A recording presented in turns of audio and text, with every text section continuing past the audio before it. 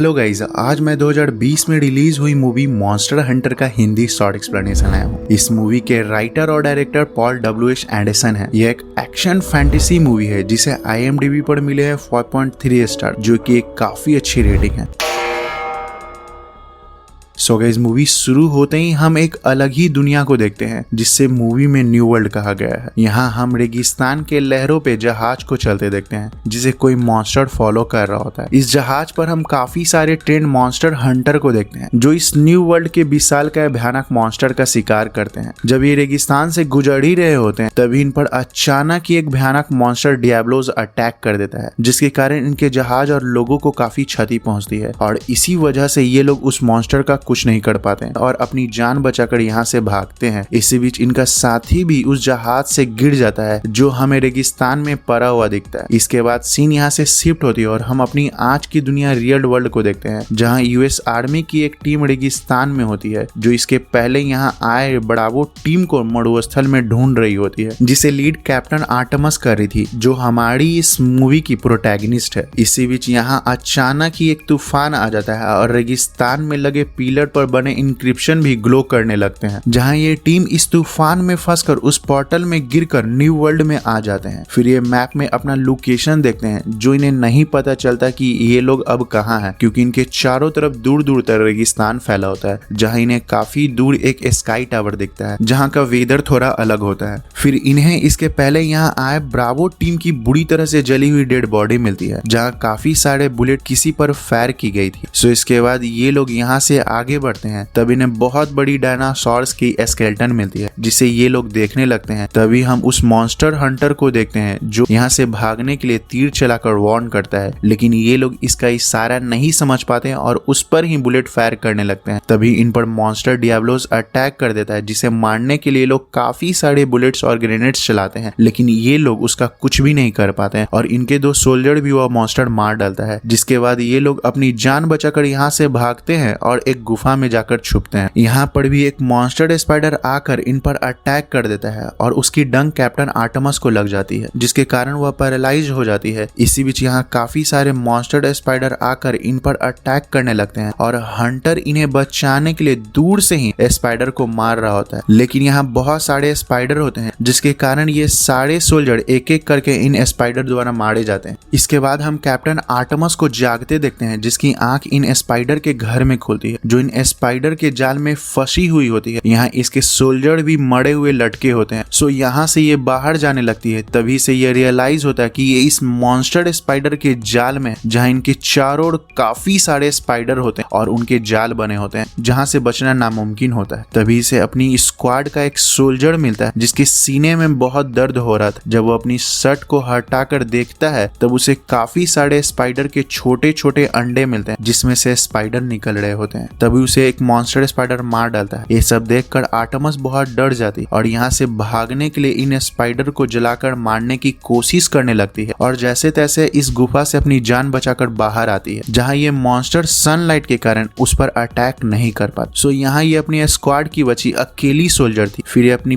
पैर के जख्म को ठीक करने के लिए उस पर बुलेट के मसाले को गिराकर आग लगा देती। इसके बाद ये यहाँ से निकलने के लिए रास्ता ढूंढने लगती है और ऐसे ही एक पत्थर को रेगिस्तान में फेंक कर देती है। पत्थर की आवाज सुनते ही वह मॉन्स्टर डियाब्लो वहाँ अटैक कर देता है। यहाँ गाइस ये मॉन्स्टर रेत के अंदर ही मूव करता रहता है, जिसे जहाँ कहीं भी आहट सुनाई देती है वहाँ ये फौरन ही अटैक कर देता है। अब हम उस हंटर को देखते हैं जो काफी टाइम से छुपकर आर्टेमस पे नजर रखे होता है। ये इन पहाड़ों के बीच से छुपकर उसे देख रहा होता है और मौका पाते ही आर्टेमस पर अटैक कर देता है। फिर ये दोनों आपस में लड़ने लगते हैं और आर्टेमस हार जाती है, जिसे बांधकर हंटर एक गुफा में लेकर जाता है जहां वह पहले से ही रह रहा होता है। यहाँ उसके पास खाना पानी का इंतजाम कर रखा था, लेकिन वह आर्टेमस को कुछ भी नहीं देता। इसके बाद अंधेरा होते ही काफी सारे स्पाइडर उसके गुफा में आने के लिए अटैक करते हैं, लेकिन वे अंदर नहीं घुस पाते। इसके बाद हंटर प्रार्थना करके सो जाता है। जब आर्टेमस सुबह जागती है तब वह हंटर वहाँ नहीं होता। वह मौका पाकर अपनी रस्सियों को काट लेती है और हंटर के यहाँ आते ही उस पर अटैक कर देती है, जिसके बाद इन दोनों के बीच एक फाइट होती है। तभी इन पर मॉन्स्टर स्पाइडर अटैक कर कर देता है और हंटर स्पाइडर के बीच फंस जाता है। तभी आर्टेमिस उसे बचाने के लिए उसकी हेल्प करती है, जिसके बाद इन दोनों के बीच दोस्ती हो जाती है। फिर ये दोनों अपने अपनी चीजें चॉकलेट और वाटर एक दूसरे के साथ शेयर करते हैं। इसके बाद आर्टेमिस को यह पता चलता है कि उसके यहाँ आने की वजह वह स्काई टावर है, जिसके कारण वह इस न्यू वर्ल्ड में फंस गई है और उसे वापस अपने घर रियल वर्ल्ड में जाने के लिए इस रेगिस्तान को पार करके स्काई टावर तक पहुंचना होगा। जिस पर हंटर उसे बताता है कि हमें यह करने के लिए उस मॉन्स्टर डियाब्लो को मारना होगा ताकि हम सुरक्षित इस डेजर्ट को पार कर सकें। इसके बाद आर्टेमिस को हंटर अपनी यूनिक फाइटिंग स्किल सिखाता है ताकि वह उस मॉन्स्टर को मारने के लिए सही तरीके से वेपन का इस्तेमाल कर सके और डियाब्लोस को मारने के लिए स्पाइडर के वेनम को वो अपने अपने एरो में लगा देते हैं। अब ये लोग सारी तैयारी करके इस मॉन्स्टर को मारने के लिए डेजर्ट में आते हैं। तभी वह मॉन्स्टर इन पर अटैक करता है और हंटर अपने प्लान के अकॉर्डिंग उसे डिस्ट्रैक्ट करने लगता है। फिर मौका पाते ही हंटर उस पर अपने एरो चलाकर उसकी एक आंख फोड़ देता है और अपनी वेपन से उस पर अटैक करता है। इसी बीच मौका पाते ही आर्टेमिस भी उस मॉन्स्टर को मारने के लिए स्पाइडर वेनम वाली उस वेपन को उसके हेड के अंदर तक घुसा देती है और डियाब्लोस मारा जाता है। लेकिन इसके कारण हंटर बुरी तरह से जख्मी हो जाता है, जिसकी जान बचाने के लिए आर्टेमिस एक स्ट्रेचर बनाती है और उसे खींचते हुए इस डेजर्ट को पार करती है। इसके बाद ये दोनों एक ओसिस में पहुंचते हैं जहां काफी सारे हार्बीवोरस टर्टोइज लाइक क्रिएचर होते हैं। सो अब तक ये लोग काफी कमजोर हो चुके थे, इसलिए ये दोनों यहाँ रेस्ट करते हैं। जब ये रात को सो रहे होते हैं तभी इन सब में से सबसे खतरनाक मॉन्स्टर रैथलोस इन पर अटैक करता है, जो अपने मुंह से आग उगलता है, जिसके डर से जंगल के सारे क्रिएचर भागने लगते हैं। तभी उस हंटर के साथी सही टाइम पे आकर उन्हें बचा लेते हैं और आर्टेमिस को एक पिंजरे में लॉक कर देते हैं। आर्टेमिस मौका पाते ही इस पिंजरे के लॉक को तोड़कर जहाज के अंदर चली जाती है, जहां एक कैट किचन में होती है, जिसे देखकर आर्टेमिस को थोड़ा शौक लगता है क्योंकि ये बिल्ली इन सब के लिए कुकिंग कर रही थी, जो हमें देखने में काफी इंटरेस्टिंग लगता है। इसके बाद इस जहाज का कैप्टन उस हंटर के कहने पर आर्टेमिस को आजाद कर देता है और उसे उस स्काई टावर के बारे में बताता है, जिसे एक काफी प्राचीन सभ्यता ने बनाया था, जिसकी टेक्नोलॉजी हमारी आज की दुनिया से काफी एडवांस और खतरनाक थी। वे लोग इस स्काई टावर का इस्तेमाल दोनों दुनियाओं में सफर करने के लिए करते थे, जो आगे चलकर उनके विनाश का कारण बना। उन प्राचीन लोगों ने ही इन मॉन्स्टर को भी बनाया था ताकि ये मॉन्स्टर इनकी टेक्नोलॉजी को प्रोटेक्ट कर सके, जो दोबारा से शुरू हो गया है और दोनों दुनियाओं के बीच विनाश ला सकती है। इसीलिए ये लोग उस स्काई टावर को देखने जा रहे थे, जिसे हमने मूवी के शुरू में देखा था। तभी उन पर वह मॉन्स्टर डियाब्लो अटैक कर देता है, जिसके कारण इनका साथी हंटर बिछड़ जाता है। सो इसके बाद सुबह होते ही ये लोग जंगल से होते हुए उस पहाड़ की चोटी तक पहुंचते हैं, जहां ये स्काई टावर बना होता है, ताकि ये इस स्काई टावर को बंद कर सकें और आर्टेमिस को रियल वर्ल्ड में भेज सकें। उसी वक्त वह मॉन्स्टर रैथलोस इन पर अटैक करता है, जिसे मारना इन सब के लिए नामुमकिन होता है, जो अपने मुंह से आग उगल रहा था और यह आग उगलने से पहले कमजोर होता है। तभी वहाँ दोनों दुनियाओं के बीच एक पोर्टल खुलती है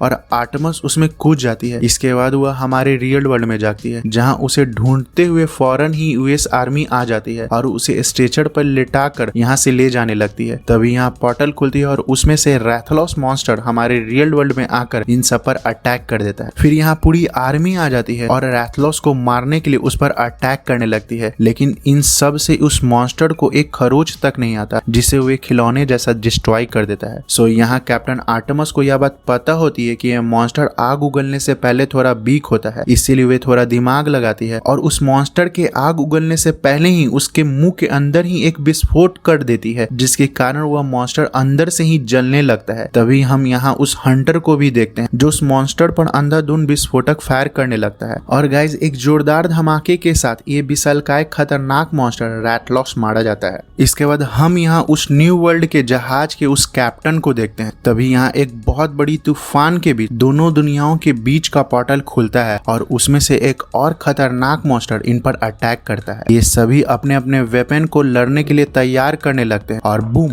मूवी यहीं पे खत्म हो जाती है, जिसका मतलब है कि इसका अब कोई नेक्स्ट पार्ट जरूर आएगा। सो आई होप गाइज आप लोगों को इस मूवी का हिंदी शॉर्ट एक्सप्लेनेशन पसंद आया हो, तो आप मुझे नीचे कमेंट में जरूर बताएं। अगर आपको गाइज इस मूवी से रिलेटेड किसी तरह का कोई डाउट हो तो आप मुझसे नीचे कमेंट में जरूर पूछ सकते हैं। और साथ ही आप हमारी इस वीडियो को लाइक और कमेंट जरूर करके मुझे बताएं कि आपको हमारा ये हिंदी शॉर्ट एक्सप्लेनेशन कैसा लगा, कि मैं इसी तरह के और आप सभी के लिए वीडियो ला सकूं। सो बाय बाय गाइज।